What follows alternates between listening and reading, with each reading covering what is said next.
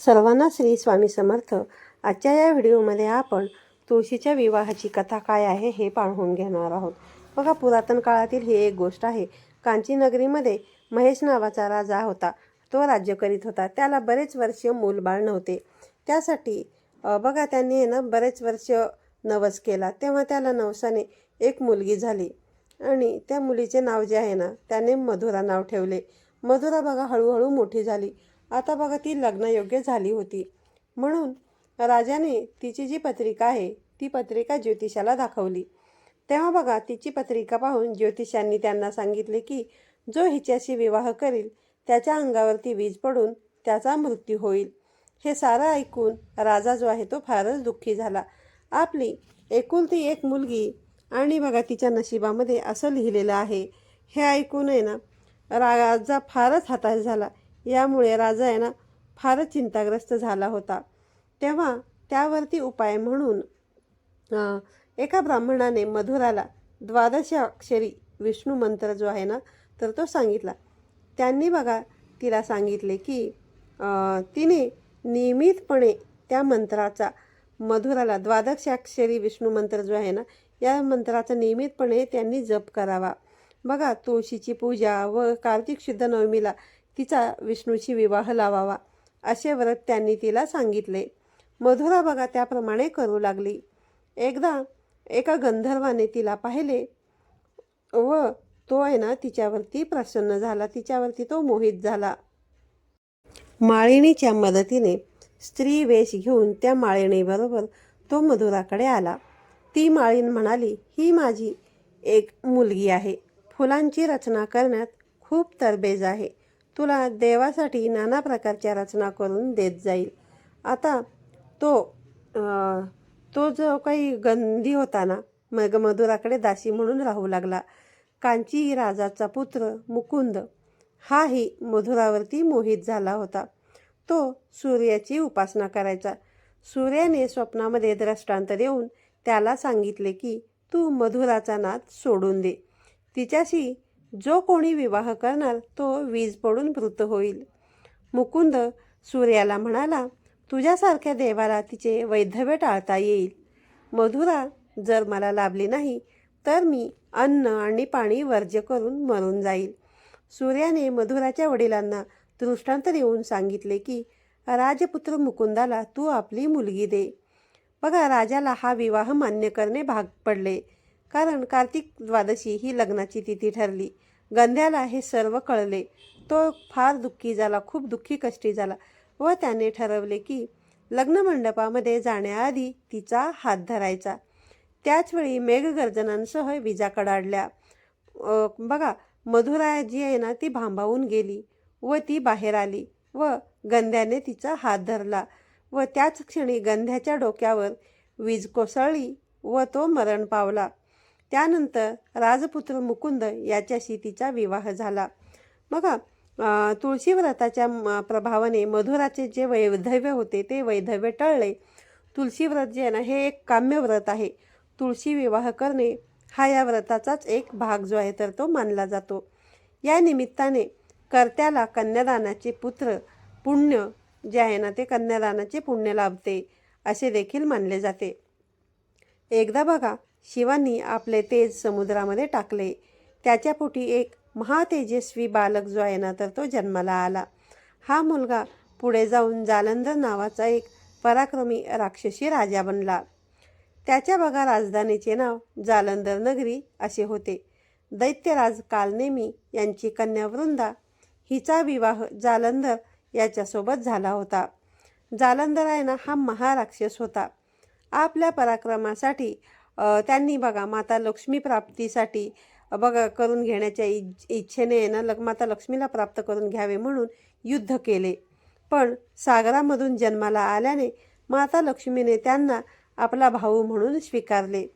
तेथून पराभूत झाल्यानंतर देवी पार्वतीला प्राप्त करून घेण्याच्या इच्छेने जालंधर जो आहे तो कैलास पर्वतावरती गेला. भगवान देवांचे देव शिव देवादिदेव शिवाचे रूप धारण करून माता पार्वतीच्या जवळ गेला. परंतु माता पार्वतीने आपल्या योग्याच्या सामर्थ्याने त्यांना लगेच ओळखले आणि तेथून ती अंतर्धान पावली. देवी पार्वतीने क्रोधित होऊन ही जी कथा होती ती संपूर्ण भगवान विष्णूंना कथन केले. जालंधराची पत्नी वृंदा ही अतिशय धार्मिक स्त्री होती. जालंधर तिच्या पुण्यधर्माच्या सामर्थ्याने मारला गेला नाही न बघा त्याचा पराभवही झाला नाही. म्हणूनच जालंधराचा नाश करायचा असेल तर वृंदाची पतिव्रता धर्म मोडणे अत्यंत आवश्यक आहे हे त्यांना कळून चुकले. त्यामुळे या कारणास्तव भगवान श्रीहरी विष्णू ऋषींच्या वेशामध्ये जंगलामध्ये पोहोचले, ज्या ठिकाणी वृंदा एकटीच प्रवास करत होती, एकटीच राहत होती. भगवंतासोबतच 2 मायावी राक्षस देखील होते, ज्यांना बघून जालंधराची पत्नी वृंदा खूपच घाबरली. ऋषींनी वृंदासमोर क्षणार्धात दोघांचेही वध केले. त्यांची शक्ती पाहून वृंदाने कैलास पर्वतावरती महादेवाशी युद्ध करत असलेल्या आपल्या पतींबद्दल विचारले. ऋषींनी आपल्या ब्रह्मांच्या सापळ्यामधून 2 वानर प्रकट केले. एका माकडाच्या हातामध्ये जालंधरचे डोके आणि दुसऱ्या हातामध्ये धड होते. पतीची ही अवस्था पाहून वृंदा जी आहे तर ती बेशुद्ध पडली. शुद्धीवरती आल्यावर तिने आपल्या पतीला जिवंत करण्यासाठी ऋषीदेवांकडे विनवणी केली. भगवंतांनी पुन्हा आपल्या भ्रांतीने जालंधरचे मस्तक शरीराला जोडले, पण त्याने स्वतःही त्याच शरीरामध्ये प्रवेश केला. वृंदाला बघा या फसवणुकीची किंचितसुद्धा जाणीव झालेली नव्हती. वृंदा जी आहे ना तर ती परमेश्वरासोबत पत्नीप्रमाणे वागू लागली. त्यामुळे तिचे पावित्र्य जे आहे ना तर ते नष्ट झाले. हे घडत असतानाच बघा वृंदाच्या पतीचा जालंधराचा जो आहे ना तर तो युद्धामध्ये पराभव झाला. जेव्हा वृंदाला ही सर्व लीला जी आहे ना झालेली ही सर्व कळली, तेव्हा तिला फार राग आला आणि देवी वृंदाने भगवान विष्णूला हृदयहीन शिला असल्याचा शाप दिला. त्यावेळेस बघा विष्णूंनी आपल्या भक्ताचा शाप स्वीकारला आणि 40 ग्राम दगडामध्ये त्यांचा बदल झाला. विश्वाचा निर्माता दगड झाल्यामुळे विश्वामध्ये असंतुलनाची परिस्थिती जी होती तर ती निर्माण झाली होती. हे सर्व पाहून सर्व देवी देवतांनी वृंदाची भगवान श्रीहरी विष्णूंना शापामधून मुक्तता करून द्यावी अशी प्रार्थना जी आहे ना तर ती वृंदाकडे केली. वृंदाने भगवान श्रीहरी विष्णूला शापामधून मुक्त तर केलेच आणि स्वतः आत्मदाह केला. ज्या ठिकाणी बघा असे केल्याने वृंदा जी आहे तर ती भस्म झाली. बघा त्या ठिकाणी एक तुळशीचे रोप जे आहे तर ते उगवले गेले. भगवान श्रीहरी विष्णू वृंदाला म्हणाले, हे वृंदा, माझ्या बघा तुझ्या पवित्रतेमुळे तू मला लक्ष्मीपेक्षाही प्रिय झाली आहेस. आता तुळशीच्या रूपाने तू सदैव माझ्यासोबत असशील. तेव्हापासूनच बघा दरवर्षी कार्तिक महिन्यातील देव उठणे एकादशीचा जो काही दिवस असतो तो दिवस तुळशी विवाह म्हणून साजरा केला जातो. जो बघा तुळशीचा विवाह माझ्या शाळीरामचं जे काही विष्णूंचं रूप होतं त्या रूपाशी करेल, त्याला बघा परलोकामध्ये विपुल यश मिळेल, अपार कीर्ती मिळेल असा आशीर्वाद जो आहे ना तर तो भगवान श्रीहरी विष्णू यांनी दिला. बघा ज्या घरामध्ये तुळस असते त्या घरामध्ये यमाचे दूत ही अकाली मृत्यू जे आहे ना तर ते घेऊन जाऊ शकत नाहीत.